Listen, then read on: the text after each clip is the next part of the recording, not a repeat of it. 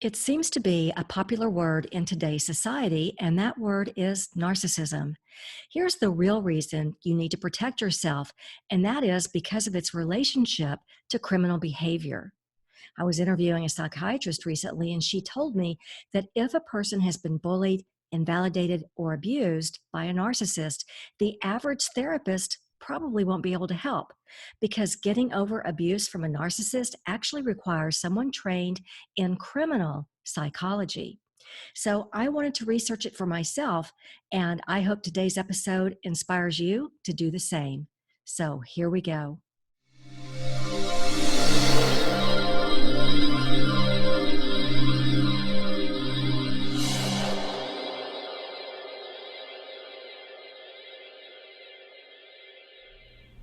What do you do when your dreams feel unreachable, your reality feels close to unbearable, and no matter how hard you work to shake things up, no matter how much time and effort you put into changing your life, you still feel deeply, painfully, and hopelessly stuck? What you need is alchemy. What is alchemy? Well, it's a process that changes or transforms something in a magical way. You can discover how to create this very practical form of magic in your own life, shifting your energy in a way that dissolves the obstacles in your path to literally bring success to you. My name is Remy, like Do Re Mi, and I'm a best-selling author. Knowing how to unlock this hidden power, how to take back your resilience so you can just move forward, is the battle cry of anyone who's been through one of life's crushing setbacks. Luckily, unlocking your hidden power is easier than it might seem. I have something that I think you'll enjoy, and you can get started with this very practical form of magic right here, right now. Okay, let me jump off the screen here so I can see my laptop. Consider a time that you went in for a job interview. Would it have been helpful to know whether your future boss would end up abusing you? Or think back to a time when you thought you'd found the perfect business partner or employee or vendor, only to have to dissolve that collaboration later on because no one told you how to spot a narcissist. And of course, we can't ignore the everyday friendship or love relationship. If you had known that this person in front of you who was so charming would exhibit criminal behavior, would you have run the other direction? Well, as we've heard Ian Van say, if you see crazy coming, cross the street. If we want to set ourselves up for success, we need to be very aware of this personality disorder and what to do if it shows up in our life. If you aren't getting the success you want in full abundance, however you identify with success, and if you're wanting to tap into a greater knowingness and align with the higher consciousness of your infinite self instead of the lower ego thinking that pushes desires away, then this episode is for you. It's time to be unabashedly, unapologetically, happily untethered to ego thinking. It's time to align with our soul's thinking instead. This episode is for you if you wonder what's the difference between simple invalidation and full out narcissism. Why is it that some people downplay narcissism so much and others throw the word around for effect? Can we spot narcissism as early as an initial client meeting, a job interview, or a first date so that we don't end up in one big fat mess down the road? Yes, these episodes are about how to find your hidden power when you want to transform challenges into successes. I like to call it the audacity of alchemy. Because when we're feeling stuck, it's never the situation that has us stuck, it's our energy about the situation that becomes stuck in anxiety, overwhelm, doubts, worries, frustrations, indecision, and even anger. And often this is because of a spiritual injury that we've experienced, some kind of a hidden trauma that's been doled out by someone who's invalidated us or someone who's a narcissist. So it isn't the pain of the situation specifically, it's the pain of not being connected in the natural energy of who we really are, being connected to that magical part of us that's very present. That part of us that's a creative vibrational being who can use positive energies to create what we want and bring it into physical manifestation. That part of us that can observe and we know how to handle life. We can allow our manifestations to materialize and not get stuck in the negative vibrations that block them. These positive energies that we talk about so much are where we find the magic of alchemy if we know how to use it. because our choice of frequency, our choice of those higher energy thought patterns can change the course of our journey. And today we're talking about invalidation and specifically narcissism and a new perspective that you might not have ever considered or even known about, that we're potentially talking about criminal behavior. So let's start with a basic foundation. Narcissistic personality disorder is a mental condition in which people have an inflated sense of their own importance, a deep need for excessive attention and admiration, and they also lack empathy for others. What's particularly important here is that if you tune into this podcast and if you come back week after week, it's very likely that you're an empath. You're someone who is a sensitive soul and has deep empathy for others. The narcissists of the world tend to seek us out. They want to suck our energy, and we have to know how to protect ourselves, not just how to protect our energy while we're in their presence, but how to spot a narcissist at the very first encounter. So I'm going to put a diagram on the screen here, and I've cropped it to fit onto this slide just to let you know. This was taken from a website called The Crime Traveler. And they even have a piece of code on their site so that if you'd like to share this diagram on your own website, you can do so. Simply run a quick Google search and put in narcissist criminal behavior, and it comes up right there for you on the first page. So these are the 9 traits of a narcissistic personality. Number 1 there you'll see is their exaggerated sense of self-worth. They dream of success. They believe they're unique. They have an overwhelming need to be admired, and they expect favorable treatment. Moving on down to number 6 there, they exploit others, manipulate them, and take advantage of them. They lack empathy. They believe others are envious of them, and they're domineering and arrogant. So these are the 9 general traits. Now, some people say that narcissism is on a spectrum. However, I prefer to think of it that many of us as humans have some of these personality traits to one degree or another. For instance, most of us strive for success. Nothing wrong with that. Most of us can be accused of manipulating someone somewhere in our lifetime, even if we were 5 years old and wanted some ice cream. Most of us have had moments of being arrogant or full of ourselves, right? But someone who's a narcissist doesn't like to be challenged at all. I mean, it's like the whole world blows up. So if someone has 5 or more of these traits together, then we might teeter into that area known as criminal behavior. So I'd like you to take a moment to reflect back on your life and just look to see whether you've ever run across someone like this, someone that had 5 or more of these traits. And did they walk on the razor's edge of criminal behavior as if they were someone above the laws of the land or even someone above basic moral laws? Okay, so now that we have a foundation, I'd just like to give you some tips, some red flags, so that if you're in an interview, a first date with a new business partner, a client, a vendor, someone you like to collaborate with, or even on a personal level, not necessarily in business, you'll be able to spot narcissism sooner rather than later. So there are always 3 red flags that we ignore. So let's flesh these out. What kinds of things will they say on that first day, that first meeting, that first hour that will give them away and where you can protect you? Well, actually, we're going to talk about 5 of these red flags. And so here's the first one. It's all about them. And I like to call this the peacock feather warning. You know, I used to live in this very cool apartment property years ago. I may have talked about this before. And there was a peacock farm behind the property. And whenever I'd go out for a walk, if a peacock saw me coming, he'd spread his feathers loud and proud. And we also see this in the dating world, where a guy just spreads his peacock feathers to look his best for the girl. It's kind of a PR move where he wants to put his best foot forward. Make sense? And we expect to see a little of this in the beginning, especially that very first meeting.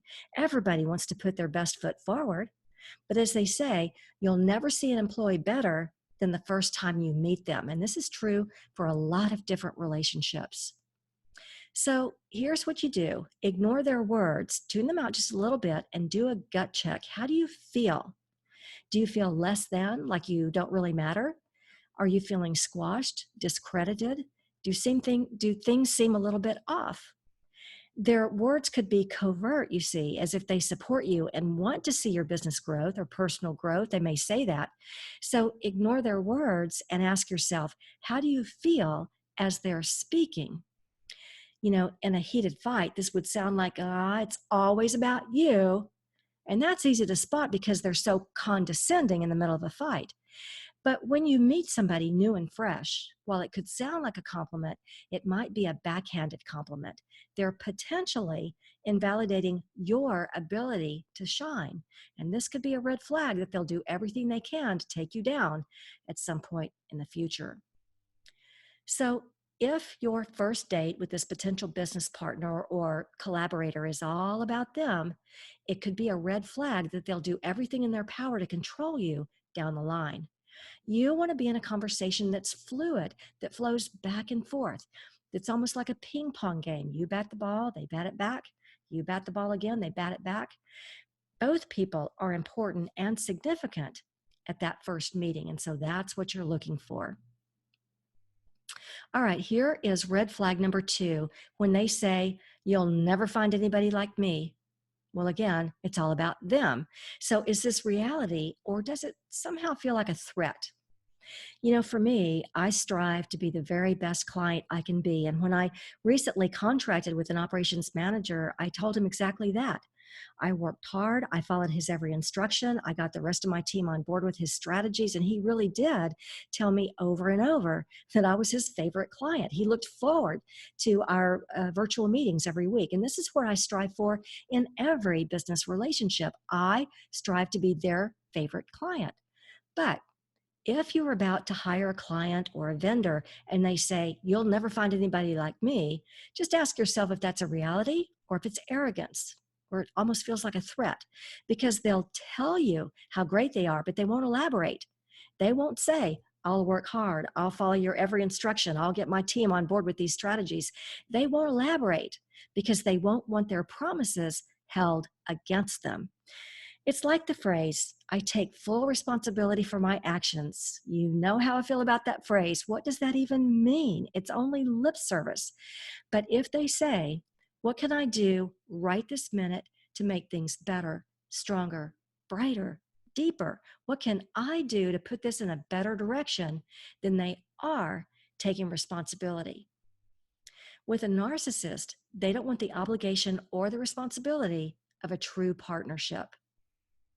So if you're in a relationship and let's say you're calling them out on something and they feel cornered, that's when they may say, well, you'll never find anybody like me, as a threat, because they don't want to be fired. They don't want that breakup, right? So it becomes a threat. Unless this person is working together with you toward a solution, they're invalidating your desire to make things better. Make sense? All right, so here's the question. How do we get beneath the surface and find out whether they're a narcissist as quickly as possible? Well, we do that with questions, and we get them to elaborate by asking them, tell me more about that. So questions are your friend. You're trying to pull that string.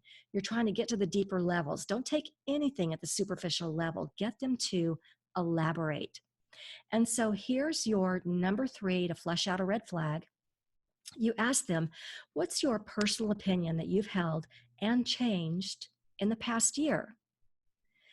You're asking for a personal opinion to get outside of their practiced business answers, outside of that polish. You want them to be real. And so this will tell you how humble someone is. A narcissist generally isn't humble at all. They tend to be superficial. The world revolves around their ego, and so everything is me, me, me. They won't ping pong with you in a conversation. They'll keep bringing it back to themselves. They also have intolerance of others. Sometimes this comes off as passive aggressive. Sometimes it's defensiveness, because remember, they want no responsibility. And sometimes this intolerance looks like indifference. So you end up feeling like you don't matter in those situations. And they also have poor emotional regulation. They blow up over nothing, or just the opposite, they become passive when it's inappropriate. So when you ask them that question, what's a personal opinion that you've held and changed in the past year, they likely won't even be able to answer this question.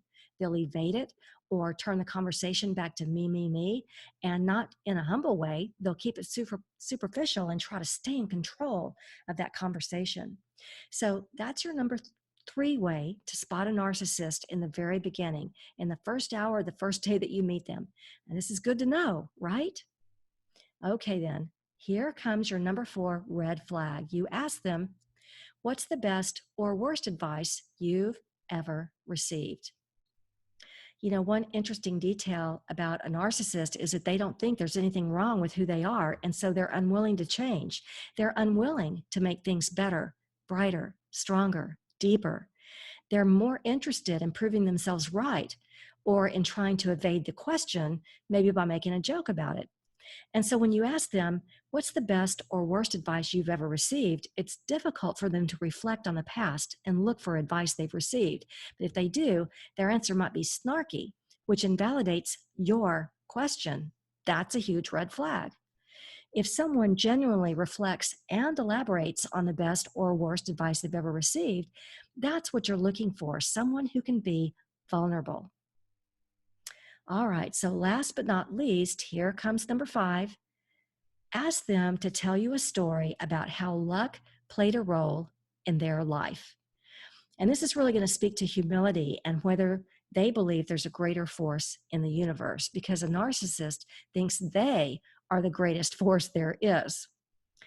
And if you or your company comes into huge success, this person won't be able to celebrate. They'll want to find some way to invalidate you, to make it about them and take everyone else down. They don't believe in luck because then they lose control. So there you have it. You know, as empaths, we want to protect our energy, and we also want to protect the people around us, the people on our team or in our family. We want to protect them from narcissists and other people who are invalidating. And just like with karmic relationships, we've talked about this before, the underlying lesson is always to step away from the chaos, to not even be a part of it, to go play on an entirely different playing field, to stay spiritually centered and choose to be in a higher frequency than some of these lower frequency negative people. It's a choice. And wouldn't it be so much easier to make these choices if we're able to catch these hidden traits in people before they sneak up and catch us off guard? And by the way, if you know anyone who struggles with this, or if you know anyone with teenagers who need to be trained in how to size people up, well, feel free to share this episode. Our spiritual journey is to bring in the light, to choose higher frequency thought patterns and positive emotions, because our choice of frequency can change the course of our journey, and it can change the journey for others around us. So reflecting back on everything we covered today, how can you apply what you've learned? I'd like you to take a moment to reflect back on your life and just look to see whether you've ever run across someone who was a narcissist, who maybe was exhibiting criminal behavior and you missed it. Did you feel they were somehow, did they feel like they were somehow above basic moral laws? Just think about that for a second. And as you reflect on this, did you find that no one seemed to understand what you were going through? Or sadly, some well-meaning person told you to own your part of the relationship? Now that you look back, can you see that most people simply don't understand criminal behavior and that you very likely did nothing wrong? Well, I hope this helps you as you're using the powers of alchemy to transform challenges and obstacles into positive new successes. But if you still can't get your head around what's got you stuck, you can tell me about it. You can send me a question to questions@unlockyourhiddenpower, or I also have a freebie for you. This is a free guide available for you if you'll simply visit unlockyourhiddenpower.com. Of course, if you're already right here on the podcast page and not listening through iTunes or one of the others, then you'll see it for you. It's right there in the top of the right-hand column. What is this free guide all about? Well, if you've ever thought to yourself, oh, I need to get my life back, or you're just having a hard time that you can't seem to recover from, then maybe you've suffered invalidation, abuse, or spiritual injury somewhere along the way and didn't know it. Knowing how to take back your life so you can just move forward is one of the most common questions I get. And fortunately, finding your way back to you, Well, it's easier than it might seem. This new guide is the first step in getting out of the sheer frustration of being stuck and spinning your wheels on success that seems elusive. Thanks for joining me today, and I'm wishing you a life filled with all the alchemy you need to bring success to you. Feel free to share this video with anyone you know who's feeling stuck, and don't forget to grab this free guide at unlockyourhiddenpower.com.